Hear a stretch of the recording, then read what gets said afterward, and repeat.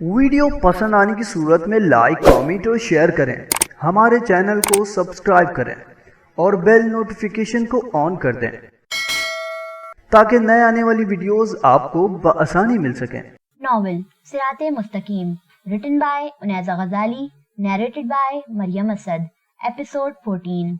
वो घर में दाखिल हुई तो मिराज सामने ही खड़ा था। उसे देखकर हस्बे आदत मुस्कुराया। उसे पता नहीं क्यों मिराज की वो मुस्कुराहट किसी जहर से कम नहीं लगती थी। वो उसे मुकम्मल तौर पर नजरअंदाज करती अपने पोर्शन की तरफ बढ़ ही रही थी कि ताई की आवाज कानों से टकराई। मुस्फिरा, अपना डाक लेती जाओ। जी? वो परेशानी से पलटी। हाँ ये लो, हमने नहीं खोला इसे, कहीं बाद में तुम्हें बुरा लगे। तुम्हारी मामा सो रही थी इसलिए मैंने रिसीव कर लिया। नहीं नहीं, मुझे बुरा क्यों लगेगा, कहते हुए उसने लिफाफा थामा और अपने कमरे में आ गई। पता नहीं किसने भेजा था। उसने लिफाफा चाक किया। अंदर एक कागज मौजूद था। 2 उंगलियों से उसने कागज बाहर निकाला जिस पर कोई तहरीर लिखी थी। लिखने का अंदाज और हाशियों से की गई पेशकश तहरीर को सजा सजा कर लिखा गया था। मेरे घर आने का शुक्रिया। सॉरी, उस वक्त मैं आपकी कोई खिदमत नहीं कर सका, मगर अब कर रहा हूँ। आपको 2 दिन के अंदर अंदर मॉम से लाजमी मिलना था। कल मिलीनियम मॉल आ जाइएगा, ठीक 4 बजे। मैं मॉम को उधर आपसे मिलवा दूंगा। अरसल इफ्तिखार। तहरीर पढ़कर वो बेयकीन हो गई थी।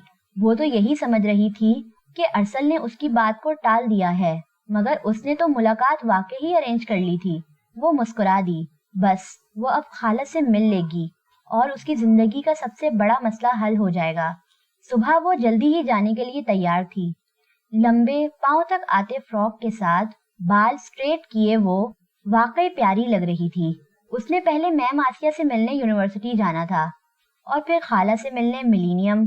उसने मामा को भी बता दिया था कि वो यूनिवर्सिटी से मिलीनियम जाएगी। अलबत्ता ये नहीं बताया था कि खाला से मिलने जा रही है। मामा ने इजाजत दे दी तो उसने सुख का सांस लिया और यूनिवर्सिटी चली आई। यूनिवर्सिटी हमेशा की तरह मसरूफ लग रही थी। नए बैजेस आ गए थे। यूनिवर्सिटी आने का नया नया एहसास स्टूडेंट्स के चेहरों पर नुमाया नजर आ रहा था। वो अपना यूनिवर्सिटी में एडमिशन लेना याद कर रही थी जब वो पहले दिन अकेली नहीं आ रही थी और जिद करके मामा पापा दोनों को साथ लाई थी। माँ बाप भी किस तरह सारी जिदें पूरी कर देते हैं। यही सोचती वो मैम आसिया के चैम्बर में आई। अमूमन प्रोफेसर लेट आते थे मगर वो हमेशा वक्त पर मौजूद होती थी। उसे देखकर खुले दिल से मुस्कुरा दी। अस्सलामु अलैकुम। मुस्फिरा ने सलाम किया। वालेकुम अस्सलाम, आओ बैठो। वो उसकी तरफ की कुर्सी खींचकर एक तरफ हो गई। मुस्फिरा मुस्कुराकर कुर्सी पर आ बैठी। मैम आसिया भी अपनी कुर्सी पर बैठ गई। मुझे कुछ बातें डिस्कस करनी थी आपसे, इसीलिए मैंने कल आपसे टाइम मांगा था। हाँ जरूर। आपने कॉन्फ्रेंस में कहा था कि इस्लाम में कोई चीज खिलाफे फितरत नहीं है। इस हवाले से कुछ सवालात हैं मेरे। बहुत सी चीजें ऐसी हैं जो शायद फितरत में नहीं हैं मगर दीन का हिस्सा है। उनके बारे में आपकी क्या राय है? मसलन अगर मैं कहूँ कि औरतों के लिए बहुत सारे अहकामात ऐसे हैं जो फितरत में नहीं हैं, जैसे हिजाब, सब छोड़कर खिदमतें करना वगैरह, तो आप कहती हैं कि ये सब फितरत में नहीं है। मैम आसिया उसी तरह संजीदा थी।